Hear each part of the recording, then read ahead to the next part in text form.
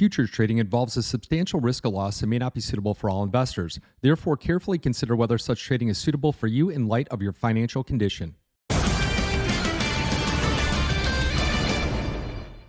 Welcome back and take a look at natural gas prices, which are down sharply again today by almost 7%. But keep in mind, this has had a huge run up 47% over the past 3 months. The commodity is lower today amid these supply concerns, but prices have skyrocketed. Another factor that could impact the trade is the expected surge of cold air, which we're already starting to feel in this neck of the woods.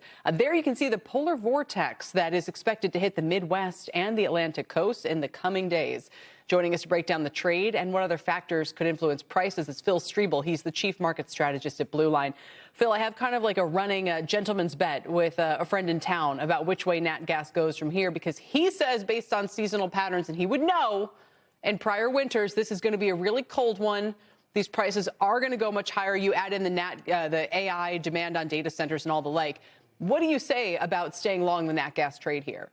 Yeah, I mean, I really like nat gas over the long term. I mean, nat gas prices, they are dropping primarily due to an updated weather forecast predicting milder temperatures across the U.S. from the mid to latter part of the month. It's easing some of those concerns about the heating demand. Seasonally, this is a time of year for heightened volatility in the market. It reprices itself in response to the rate of change on supply and demand. If you look technically going on a longer term scope, August, September, October, natural gas traded between $4 and $4.50. It was November 5th breakout that ran it up to the 550 level. And now that 450 breakout level which was old resistance, should define itself as new support. But back to what you're saying, we've got the high production levels. So the near record nat gas production averaging about 109 billion cubic feet per day in December. What happens is high prices drive more drilling, more supply. Then you get a shift in the weather model. It pushes prices down rather violently like what we're seeing today. But one more thing on the long term, that demand natural gas's role with AI. Natural gas creates electricity for the grid primarily by using chemical energy to spin a turbine connected to the generator. So many tech companies and data center developers are building their own dedicated on-site natural gas power plants that supplies almost 40% of all the electricity in AI centers. So long-term, prices heading higher. I think the floor is being risen, but short-term volatility with weather. Yeah, it could be 35 degrees below the average in certain parts of the upper Midwest. I mean, that is super cold. All right, let's switch gears to oil and ExxonMobil, Phil, because ExxonMobil issuing some new longer-term guidance today. Didn't get a lot of attention, but it is now. ExxonMobil effectively raising its outlook. It now sees earnings growth and surplus free cash flow by the year 2030.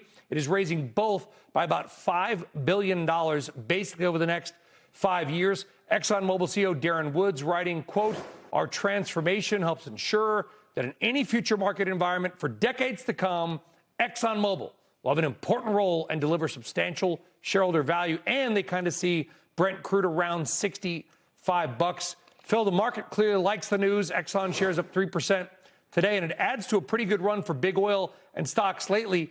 Even as the price of oil itself stays flat or goes down, why are we seeing a divergence where the stocks are going up, like the XOP ETF is up 4% this year, while oil is down 2%? I mean, they're just becoming much more and more efficient here. A lot of these companies here, they're in a positive environment at the moment. And yes, oil prices are going down because the persistent role of global oversupply, weakening demand on the outlook here, concerns about the Chinese economy. But the reality is those affect the global oil prices and the global profitability of individual companies. I mean, we've seen restored production here in a key oil field in Iraq. That's why prices have fallen about. We've got about a 1% decline here today, but the expectations of the supply glut are really currently outweighing those geopolitics, and a peace deal between Russia and Ukraine could increase supply by about 2 million barrels per day. If you look at oil by itself as a commodity, I think resistance 60 to 61, support 58, we break there. We're probably going to retest those lows, but a lot of these companies,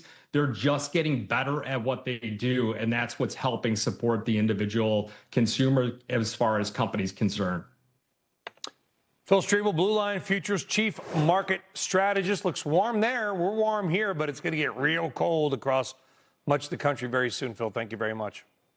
Futures trading involves a substantial risk of loss and may not be suitable for all investors. Therefore, carefully consider whether such trading is suitable for you in light of your financial condition.